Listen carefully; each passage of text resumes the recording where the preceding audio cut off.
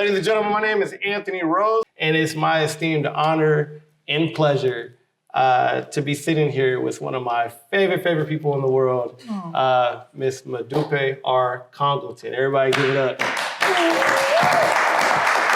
So,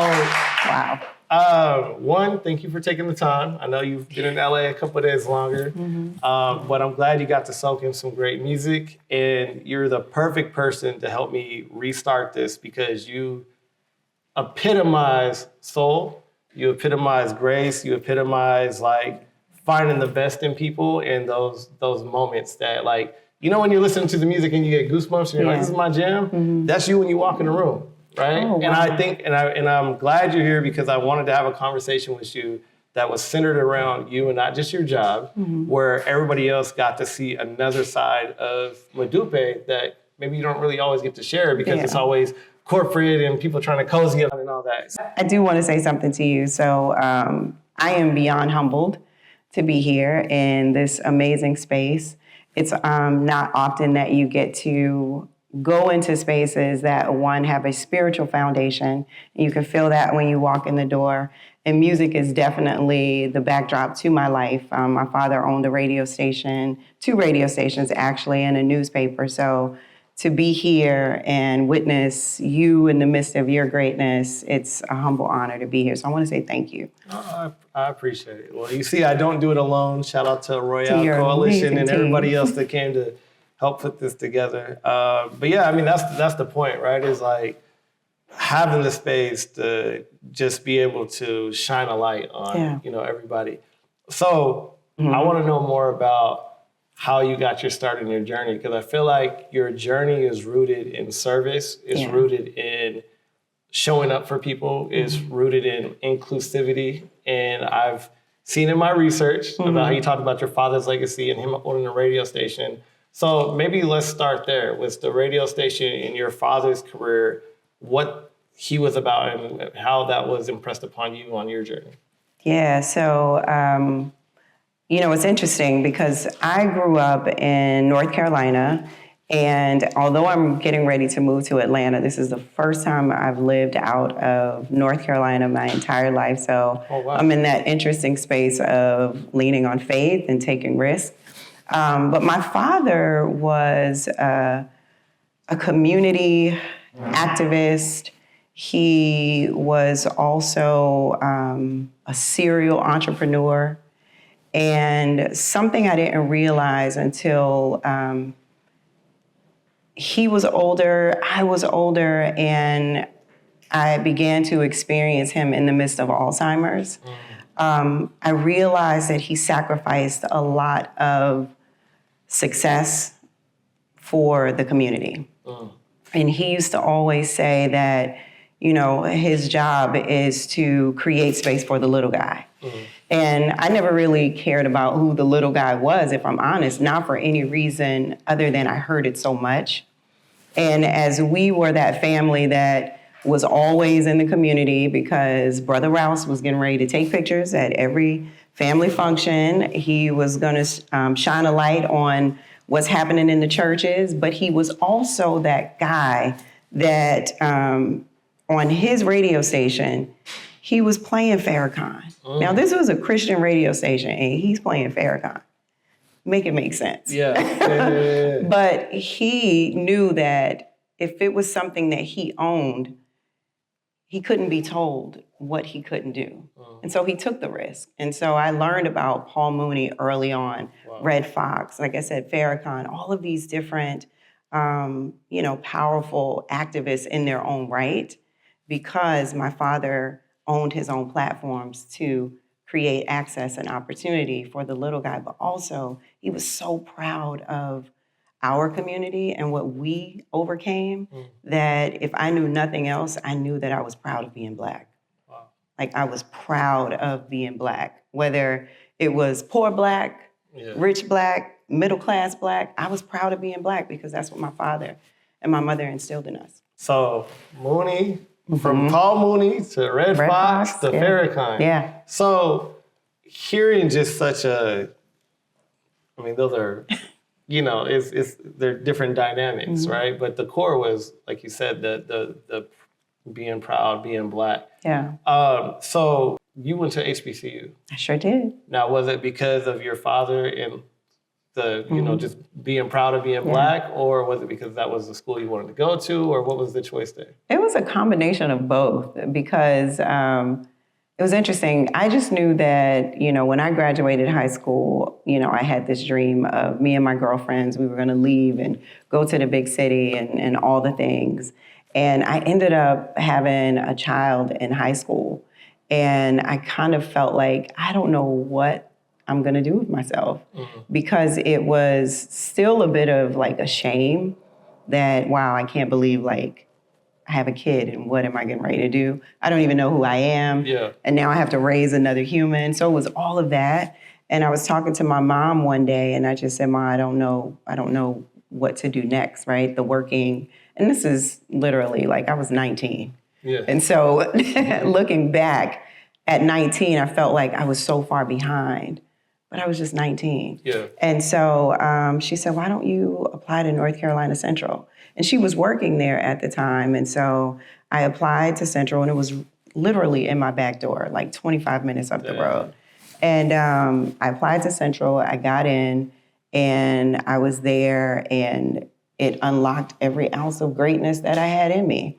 I thought I wanted to do business administration because I felt like that's what we all wanted to go to school for. Like, you're either going to learn business or you're going to open a business, right? Yeah. But while I was there and took like a few math classes, I was like, this ain't it. This ain't what's up. So I ended up in the mass communications department, and that's where I realized English, writing, and, just the love of music and communicating was in my soul, but still not connecting to the fact that I grew up in a radio station. Yeah. At 12 years old, I was DJing on the radio station, right? It took me about a year to actually say anything. Yeah. But when I finally started talking on the radio, I was like, hey, everybody, that was Kurt Franklin. And, thank you. So I was super scared, but I eventually found my courage. But by the time I got to college, it was just like, well, let's see where this takes me. Because again, I was a mom. Yeah. And but the good thing about being at an HBCU is it's really euphoric because your beauty hits different, who you are hits different. Everything about your lived experience up until that point, you're meeting someone who has also gone through the same thing, or everything in their family is riding on them graduating and getting a good job. And so shout out to North Carolina Central University, because still to this day, I love that school. I love everything it had to offer me, because not only did I take what it had to give me, but I also created opportunities and an identity for myself that I hadn't yet found before I got there. Yeah. What was your DJ name? Oh, it was just my regular name. Oh, you're like, this is because I was the owner's daughter, so I didn't have to have a DJ's name. Like, this is Modupe. This is Modupe. Yeah. Mr. Rouse's daughter. Yeah. So, I've heard you talk a lot about defining your narrative, and we've had conversations. I've seen you in conversation talking about those moments where you realized like it was okay to embrace that narrative and to stand up for yourself. Yeah. So when was the first time, like when you're in the mass communications class, that you recognized the power outside of the radio station, right? But in school with what you were doing was like, oh, there's power behind the narrative that I could create for me and my community. I didn't figure that out until much later. Once I got to corporate America and started to experience exclusion or experience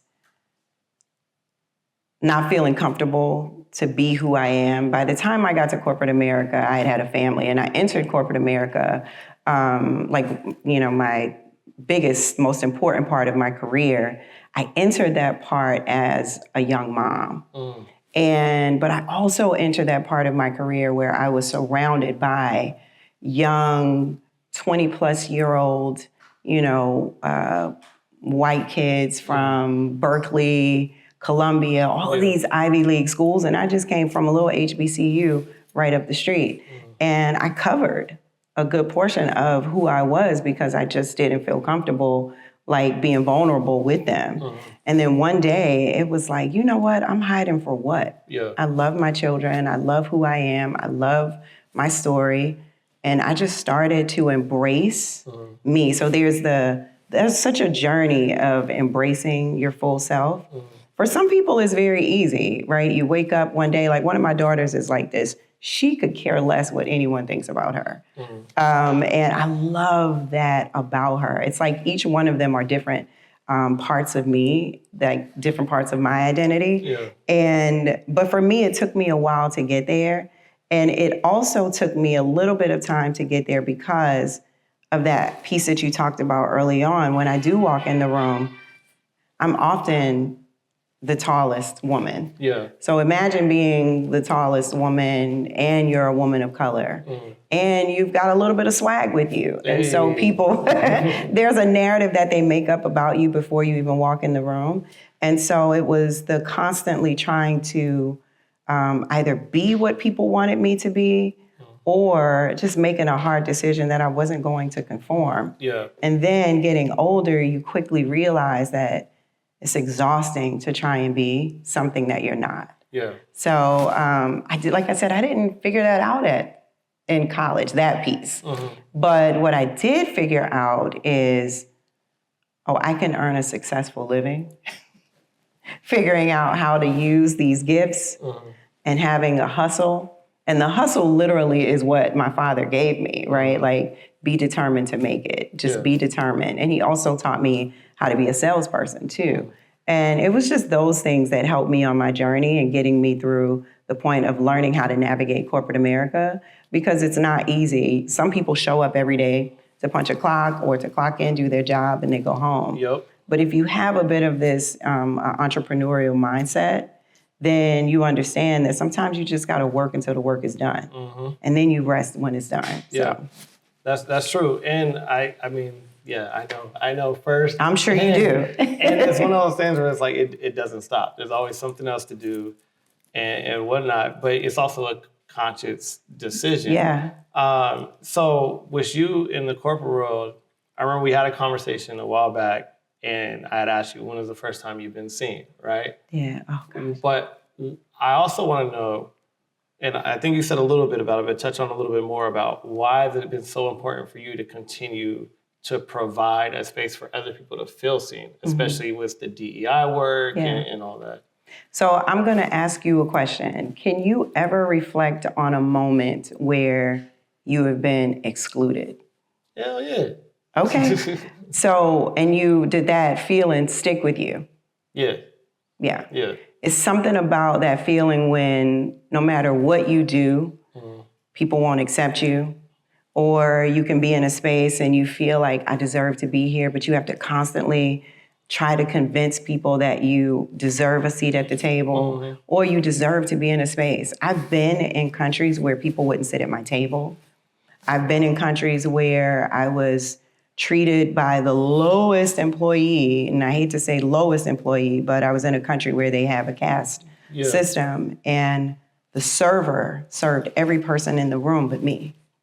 And when you encounter those types of experiences, it puts you in a space where it just feels like something is severely wrong with this world. And for me, because I've experienced that, I know I would never want my children to have to encounter those things. And I recently saw the movie Origins. Have you seen that? Not yet. It's on my list. Wow. So there's a scene in the movie where this little black kid, he's outside the fence and he wants to go to the pool. And, and his friends wanted him to go to the pool. But they wouldn't let him in the pool. And in order for him to swim, he cleared everyone out. And when you look at the face of this kid in the movie, after he gets to swim alone on a raft because they didn't want him to touch the water, that is exclusion in just the most disgusting way. And I don't want anyone to ever have to encounter that. And so when I think about conversations I've had with my grandmother, or I remember sitting at a table with my mom and I asked her the question about if she remembered what segregation was like, or when it was time to, when she was younger and going to school. And something came over her in that moment when I asked her that question. And she was like, I remember it very clearly.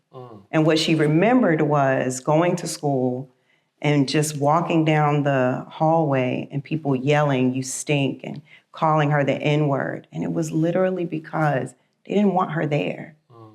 And when you hear those stories, it does something to you as a person. And that's why this work is so important for me, because of the fact that everyone has an opportunity to be heard, to be seen, and to be respected. And for me, if you don't create that type of access for people, then it's my responsibility to create access and opportunity for people. Yeah, no, that's deep. And the fact of just thinking about like the strengths they had to keep enduring. And so even with the strengths of that, right? Like, so for instance, you know how they say like check on your strong friend or whatever, Yeah. like I feel like you're personified as the strong friend in most of the rooms I see you go into, right? Even conferences, the Essence Women's thing, whatever, you're the person people gravitate to, they want to be around, and you're always upbeat, cheery, no matter everything else you got going on, right? And I know that you've had some roller coasters of things. Yeah. So where does that strength come from? Where does that, you're almost like corporate Jordan. Jordan would be like, no matter what, I'd be sick, but I'm showing up because I know people paid a lot of money to be here, right? And I think in that way. So where does that strength or that sense of determination of being like, I'm going to show up and put that best foot forward, like, where does that come from? It's pretty much what our ancestors, what did they had far less than what we have. And they did so much. Yeah. If you just pause and reflect on that just for a moment, my grandmother, she had to stop going to school at 5th grade. And she got married at 17. She had 6 kids. Her husband was in the military. And she was one of my most favorite human beings. She made nowhere close. My grandparents made nowhere close to the money that we make, right? And so even on my most stressful days, I just think about like I have a responsibility to do what my ancestors could not do. Like I am living because my 17-year-old grandmother, you know, she had to stop when she was in 5th grade. So I have a responsibility to keep going. Yeah. And I put that in my daughters, like, don't take things for granted. I think it was the Sonda Duckett. I just went to a conference and her and Melody Hobson are just the words that they say, like pour into your soul. And it was, you live your legacy every single day. And I truly believe that. Every day we have an opportunity to either make someone else's life better, or you can be selfish and make your own life better. Because if you think about it, every day that I pour into myself and I make myself whole, then I'm more likely to show up smiling and happy and being able to give other people joy. And the last time I saw you, no, not the last time, because I was at the Soulful Gospel Celebration, but the time before that, we were in Martha's Vineyard, and that was August. And I had like chronic shoulder pain. I was up every night, all night. I had a torn rotator cuff. And, you know, like every day I was smiling like, hi, how are you? Thank you so much for coming, right? And you put it on because people have taken the time and the energy to come and be a part of something that you've put together. Not only that, the very next month, my godson, 16 years old, passed away from complications from pancreatic cancer. So the whole time you're dealing with real life, but everyone is dealing with real life. And so I choose joy. And sometimes choosing joy is awkward and it's uncomfortable, but I just make a conscious effort to choose joy. What's in the work, or what's in the struggle, or, you know, what's in corporate America? I got to think about that one, because the first thing I would say to anyone, aside from the work, is you've got to be good with who you are first. And even if it's like micro, like little tiny steps to being good with who you are. And I'm on this wonderful journey right now of being selfish about myself. And so the glow, the smile, everything is just a bit different in a real good way. But I would say that, you're going to often walk in rooms where people will try to convince you that the title you have is not a grand title. The work you do is a step to get to the next place. Or your career or education isn't necessarily the best. So you start to compare yourself to the person beside you. And I would say never focus on the person beside you, but only focus on you and what's in front of you. And be relentless about your dream. Relentless about your dream. When I was on this journey and I was in college and after I graduated, I was making $36,000 a year, right? With kids, mind you. I had no idea how to negotiate a salary. I had no idea how to just even do anything other than survive. And so, but what I started to learn was no one's going to just teach me these things. School gives you something, but it doesn't give you everything. And so I started to teach myself. And I've been relentless about continuously developing myself. And that's one thing I would always encourage anyone to do, whether you work in corporate America or whatever industry. Take time to develop yourself. Write goals, stay focused on the goals, always dream. And every year, you can become I became a master manifester. And I learned this because I went through a manifesting little class. Oh, nice. And everything on my board that I wrote, I manifested it. And so I remember 2 years ago, we did this Shine conference, and it was Amazon's first ever Black women executive leadership conference. And God blessed me with this amazing ability to own developing the content for this conference. And when I was in the midst of developing the conference and we finished and it was a huge success and we're talking about it, everyone's literally just relishing in the joy. I went back and I looked at my vision board, and in the middle of my vision board, it had shine, shine, shine. Wow. It was such a powerful moment that I'm talking about. I turned down amazing opportunities that were pulling me away, that could have pulled me away from that opportunity, but I stayed. And I had to see it through because I was we're on to something special. And it was one of the most career, magical, life-changing experiences for me, as well as other women. And then we recently, a few weeks ago, did one for Latina women executives. And so I get a chance to not only create historical, magical moments for other people, but I also get to contribute to the culture of a company the size of Amazon. Yeah. Epic. So my last question is, speaking of shine and amazing and contributing, what are you looking forward to this summer, this year, that you're going to do for yourself to shine a light on all your amazing accomplishments and awesomeness? So I mentioned moving to Atlanta. So I'm really excited about that. I've met some amazing people that have made me excited about the idea of community. When you're a Black professional, it's interesting because sometimes the circles are really small. And I've met some amazing people, and they're right there in Atlanta. And just hearing that I am moving there, they are embracing me. They're like, let us know when you're here. We're going to put together the list of all of the Black doctors, the Black pediatricians, the dentists, the spas, So hearing that even exists, I'm looking forward to getting settled in Atlanta and experiencing this Wakanda that people often talk about, rave about, and also seeing what impact I can have on that community. I'm sure it's going to be amazing. I hope so. Any last words for the audience or anything else you want to say? No. Just thank you. Thank you for having me. I'm so excited to be here. Of course. And then we can support you and find you at? On Instagram at Modupe, MODUPE _C. And LinkedIn is Modupe R. Congleton, and those are the only real two platforms that I use. She said, I don't be on the net. You find me in real life.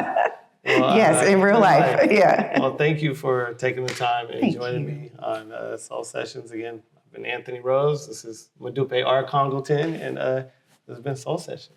So, yeah. That was a cut.